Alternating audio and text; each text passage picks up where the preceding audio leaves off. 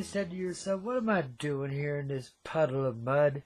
Why don't I just get up and get on with it and get my heart right? I don't have to give in to anybody else's wishes or desires.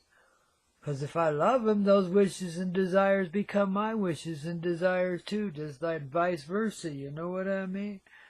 Don't always work out that way, but that's the way you commit yourself to. And you swear you're never going there till you find that one little presence like that. But of course, you know, it's a recreational reality too. Not much respect for life in the old 3D sometimes is there, you know. But through that sad and sorry experience, a lot of empty souls begin to find life where they didn't even know they had any before. People get pretty crunched down in this reality at times, and then there's all this heaviness going on around you that just wants to put you down and doesn't seem to care about you anymore. So reality's turned cold, you know, the flame's gone down. So that's why the flame's coming around inside of you, so we can warm it back up, okay? Don't have to rely on the sun day after day, and they can't block it out anyway, 'cause it lives inside of everything that is, man. It's not a separated energy as it seems in the third density or the 3D world as we call it. The sun is a person. It's a gateway alive. It's the point between the dimensions. It's where we let the other dimension slither on into the darkness here, because we created darkness on this side. Why do you think the sun is so bright? Well, just imagine what's projecting through it. Even though many people see it as a great big old flaming ball, that's the illusion. That's the filter over the truth, the same as over your heart. Because what came over your heart came over the sun's heart too, you see. So it's like we all been eclipsed in this 3D and have only experienced a little of our own light. We didn't even know it could be that bright, let alone that we were unified in that light, and that was the flow of love, the flow of life, the flow of our heart. We got that far away from it, man, where we thought we could blow our world apart and totally disrespect her in pursuit of this thing called money. Goes beyond our senses sometime. Yet there's nothing wrong with wanting to have it good here, man, and that's a good thing, to have it good. But not in this gluttonous sort of way. Nobody's happy with that. Nobody. Just makes you look arrogant and stupid, you know, and non-caring, right? See, money can be a real gift if it's treated as such, just like anything else. Ultimately, of course, we outlive our need for it. You know, this idea of manufacture and trade, when we can simply sit around and dream things into being. Well, why would we go and sweat and toil then, eh?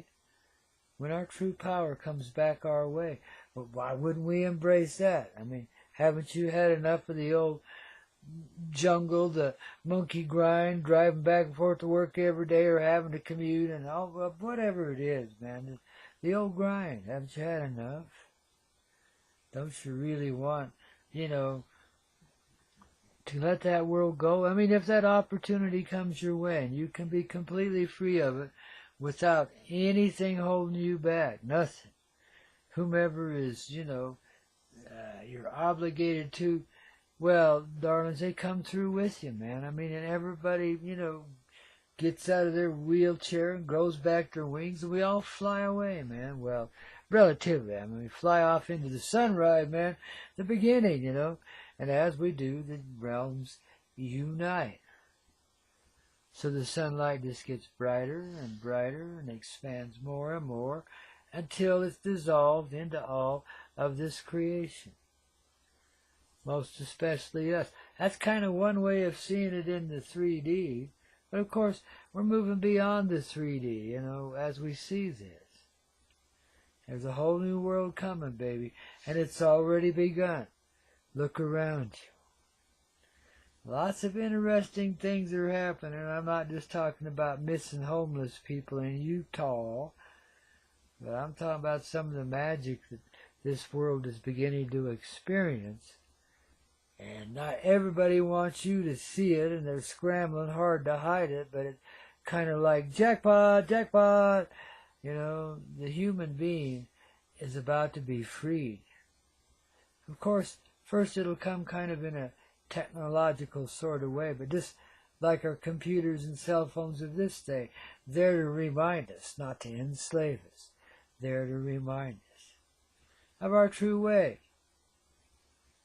See, if you can be in constant communication with a person anywhere in the world, standing there with a little cell phone in your hand, which essentially you can, well, darlings, what do you think that tells you? What do you think this internet tells you about the magic and the juju, the mojo in the human heart?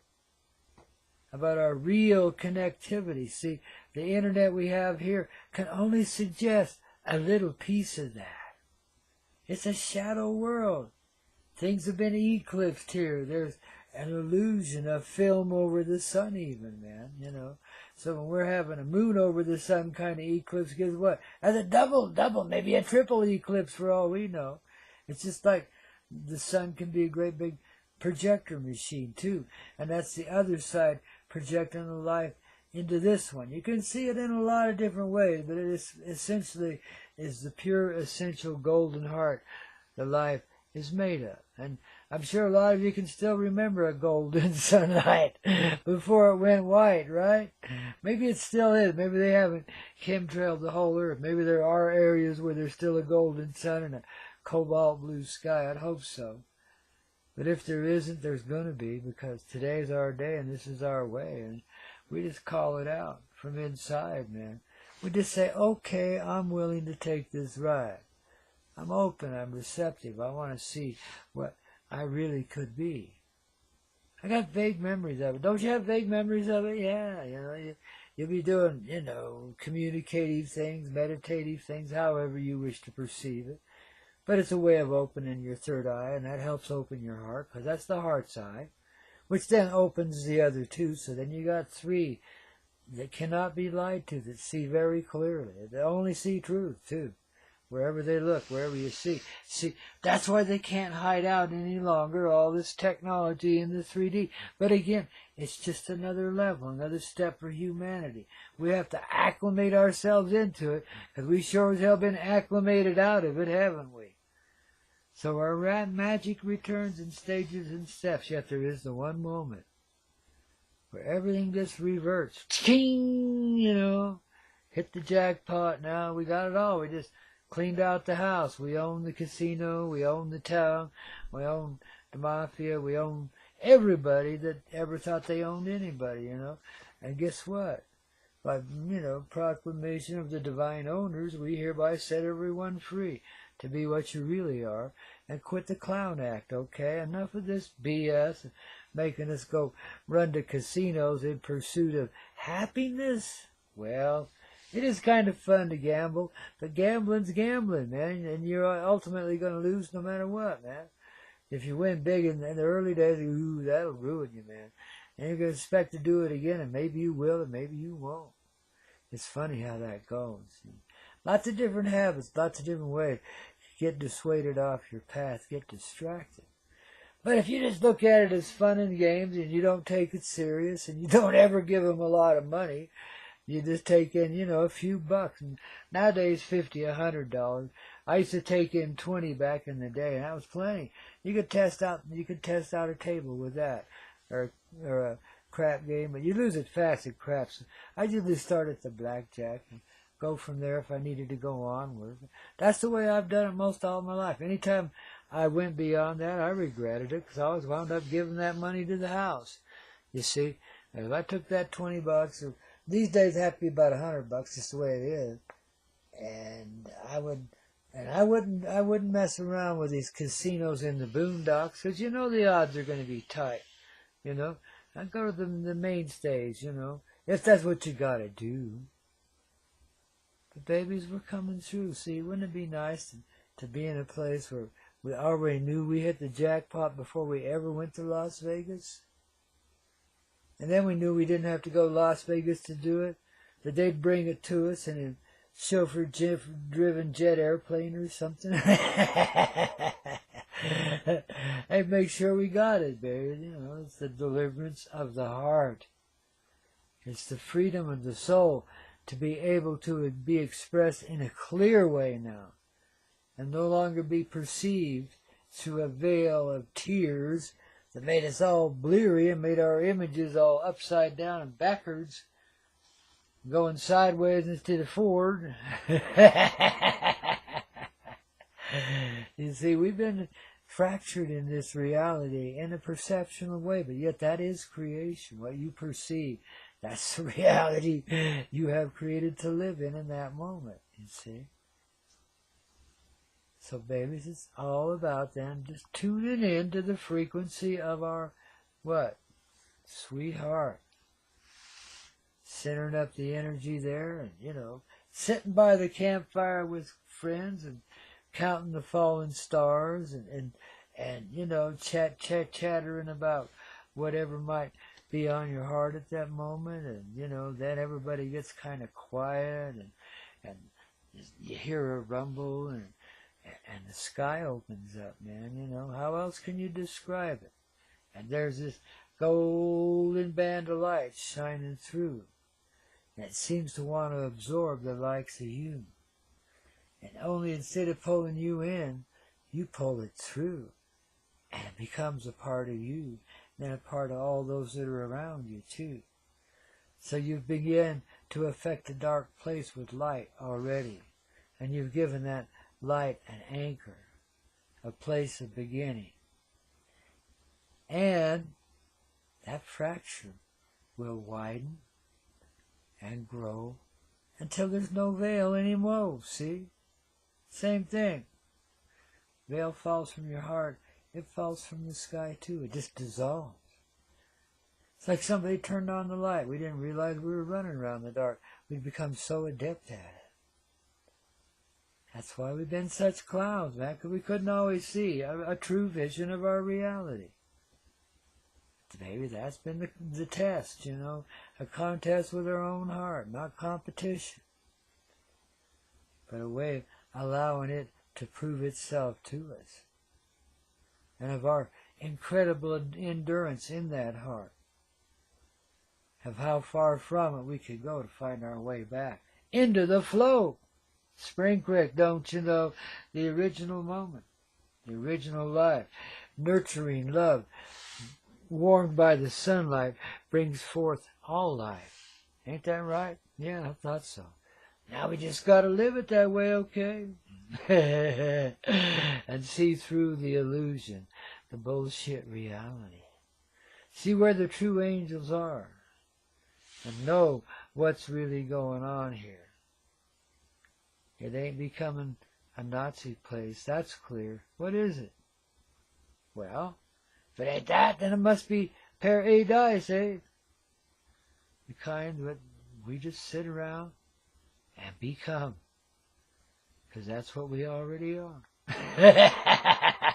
Well, you got to rock your heart out while you're at it, or it just don't work right, okay? So let me provide you with a little more of that today.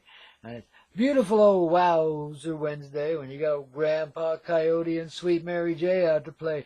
You got trouble in town, baby. Especially when you see us with our little hound, little Mr.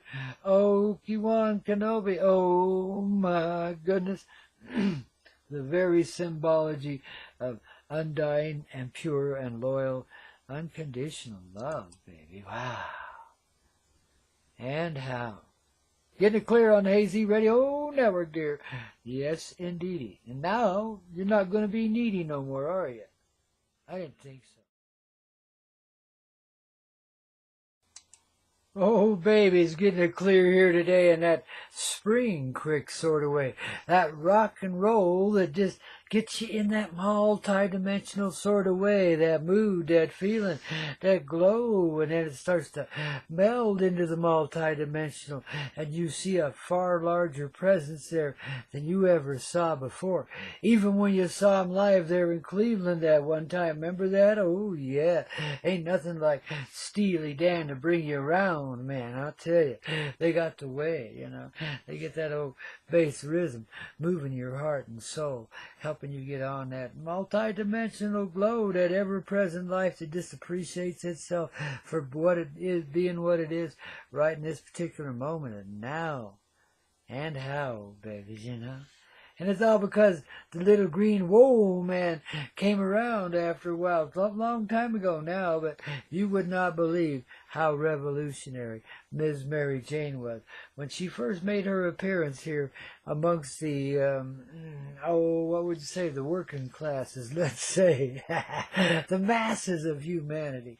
Because it was like one day she wasn't there, and 2 years later, everybody all across the earth was smoking and toking and sharing joints everywhere, man. It's like that how fast it hit and how fast it happened. But of course, there was a lot of resistance. And people went down like the champions that they are. Some of them for like 20 years, just for selling a little pot to their friends. Now, I was one of the more blessed ones, you know.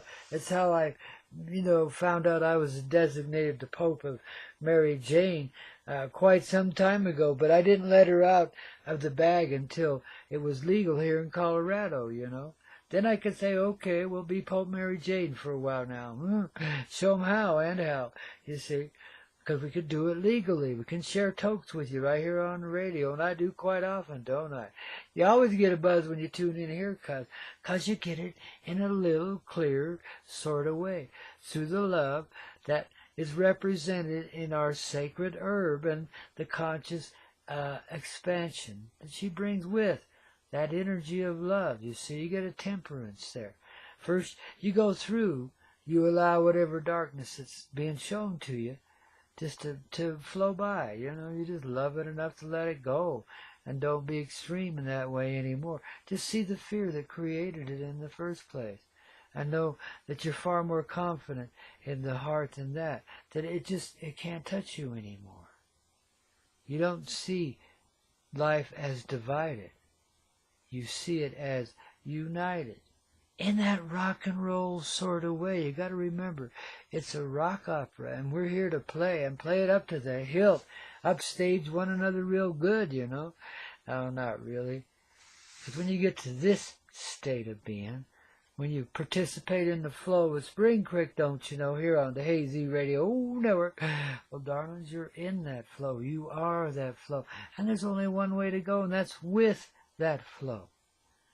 And it begins with the glow of your rock and roll heart coming around in this rock and roll sort of way. Right here in the right now, right wherever we are, right here, right now, even today. In this moment of time, quite sublime. You start to feel satisfaction and contentment that you didn't even know before. You know that whatever is done, and it's water, under the bridge. The stream of life moves on. And what matters is what we are right here, right now, not where we've been or what we've done. Appreciate that, babies, and you're on the run, you're on the glow, you're in the flow. And you're getting the medicine then of the multidimensional, the presences that are here to help us remember and bring ourselves back to life. See, we got family from everywhere that have been our participating audience in this little soap opera of love we've been expressing as life in the third density, and every one of us is very, very appreciated all across the universe, man. We're toiling through what others refuse to do, and I don't blame them. It's been a gritty, ugly experience, but so tempered with the ever-present love that you couldn't stop the heroes and heroines no matter what you did. No matter how bad you brainwashed the people, you couldn't shut them down. The spirit of that heart keeps coming around, and that's what's brought us here the day we get it clear. That Spring Creek drink of water, dear, okay?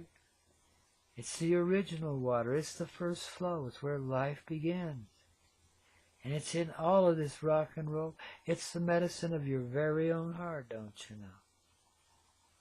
Geez, oh, it's us once again in that united way.